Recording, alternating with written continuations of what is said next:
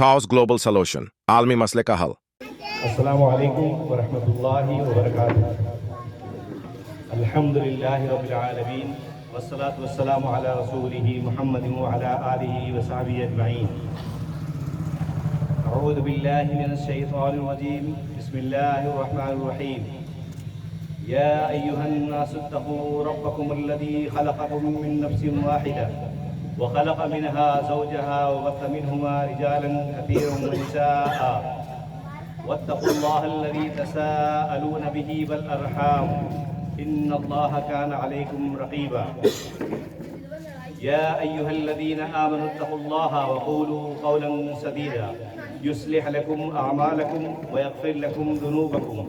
ومن يطع الله ورسوله فقد فاز فوزا عظيما وقال النبي صلى الله عليه وسلم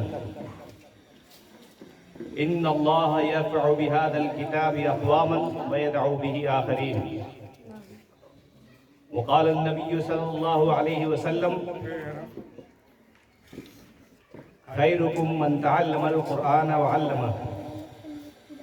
وقال سبحانه وتعالى يرفع الله الذين آمنوا منكم والذين أوتوا العلم درجات رب زدني علما رب زدني علما رب زدني علما رب اشرح لي صدري ويسر لي أمري واحلل عقدة من لساني يفقهوا قولي۔ محترم حضرات، ہمارے بزرگوں، ہمارے ساتھیوں، پیارے بچوں اور ہماری پردہ نشین مائیں بہنیں خواتین اسلام، میں اس گاؤں میں پہلی مرتبہ آیا ہوں۔ اللہ رب العالمین کا شکر و احسان ہے اور ہمارے نبی صلی اللہ علیہ وسلم پر درود و سلام ہو، جنہوں نے انسانیت کے لیے کوئی پہلو نہیں چھوڑا اور آپ صلی اللہ علیہ وسلم پر جو کتاب یعنی قرآن مجید نازل ہوئی، اس سے پہلے کسی بھی نبی پر اتنی عظیم اور مکمل کتاب نازل نہیں ہوئی، کیونکہ بابا آدم علیہ السلام سے لے کر آپ صلی اللہ علیہ وسلم تک جو بھی انبیاء کرام یا وہ رسول تشریف لائے، وہ ایک خاص امت کے لیے، خاص جگہ کے لیے، خاص گروہ کے لیے، خاص جماعت کے لیے۔ لیکن اللہ رب العالمین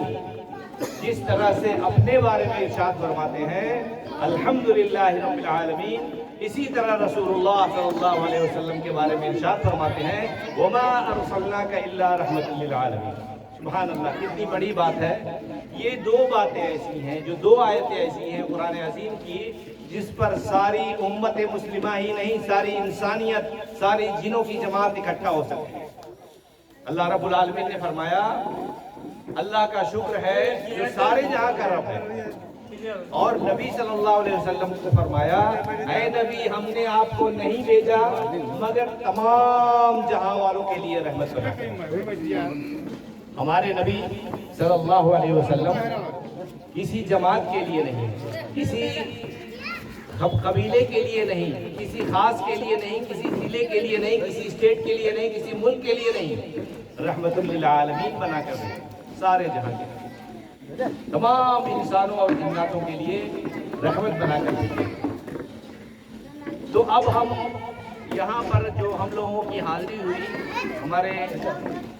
آپ بزرگوں اور ہمارے پردھان جی کی، اس کی وجہ سے ماشاءاللہ یہ لکھنؤ تشریف لائے اور انہوں نے کہا کہ گاؤں میں ضرورت ہے کہ عام طور پر بھی لوگوں کو جلسے اور جلوس ماشاءاللہ ہوتے رہتے ہیں، لیکن عام لوگوں کو بھی فائدہ پہنچانے کے لیے ایک اور اس سے بہتر اور نئی کوشش کی جائے، تو اسی کے سلسلے میں یہاں آنا ہوا۔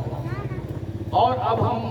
آپ صلی اللہ علیہ وسلم کی اگر پہلے کی زندگی پر غور کریں تو آپ صلی اللہ علیہ وسلم امین تھے، صادق تھے، اور آپ صلی اللہ علیہ وسلم بچپن سے تعلیم و تربیت کے اعتبار سے پرفیکٹ اور فٹ تھے۔ لیکن جب نبوت کی ذمہ داری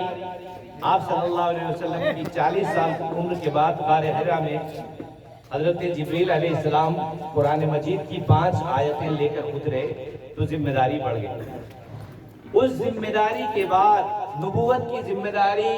لیتے ہی آپ صلی اللہ علیہ وسلم پوری زندگی یعنی نبوت کے بعد کی 23 سالہ پوری زندگی کبھی امن و سلامتی کے ساتھ، سکون کے ساتھ، غیر مطمئنی کے ساتھ، لاپرواہی کے ساتھ نہیں بیٹھے، مستقل جدوجہد کرتے رہے۔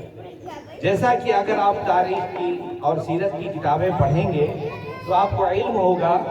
کہ آپ صلی اللہ علیہ وسلم نے جو مکے کی 13 سالہ ابتدائی زندگی تھی، مستقل جدوجہد، اس کے بعد مدینہ پہنچنے کے بعد بھی تقریباً 2 سال وہاں مستقل جدوجہد ہوئی، اور اس کے بعد اللہ رب العالمین نے آسانیاں فرمائی،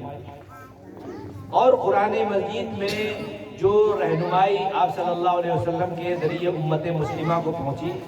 وہ اب تک کے کسی بھی امت میں اتنی مفصل اور تفصیلی گفتگو موجود نہیں ہے۔